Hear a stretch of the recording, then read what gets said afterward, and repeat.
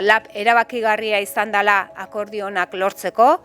Argi eta garbi ere hasieratik defendatu izan duguna da, langile guztiak direla ezinbestekoak hezkuntza zerbitzu egoki bat emateko, eta irakasleen hitzarmena sinatu aurretik beste hitzarmen batzuk sinatu ditugu. Heziketa berezikoa, sukalde eta garbitzaileena edo aurreskolak partzuergokoa.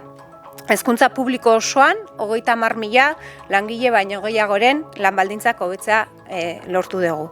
Herri gisa ditugun erronkei erantzuteko, berebiziko garrantzia duten eta labentzat estrategikoak dian baliabideak irmoki defendatu ditu labek, hitzarmen berri on bat izateko. Izan ere, hezkuntza publikoa indartzean eta hezkuntzaren kalitatean jarri dugu azpimarra.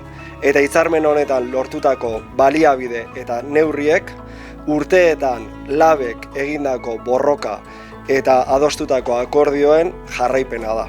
Baliabide eta neurriok hezkuntza kalitatean hobekuntzak ekartzeaz gain lan zametan eragin zuzena izango dute.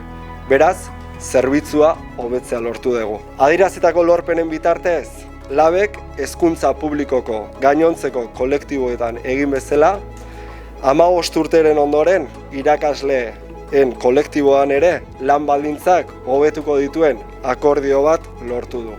Beraz, hezkuntza publikoa indartuko duen akordio bat erdiestea lortu du beste behin ere labek. Eta Euskal Eskola Publiko Komunitarioaren bidean beste urrats sendo bat eman.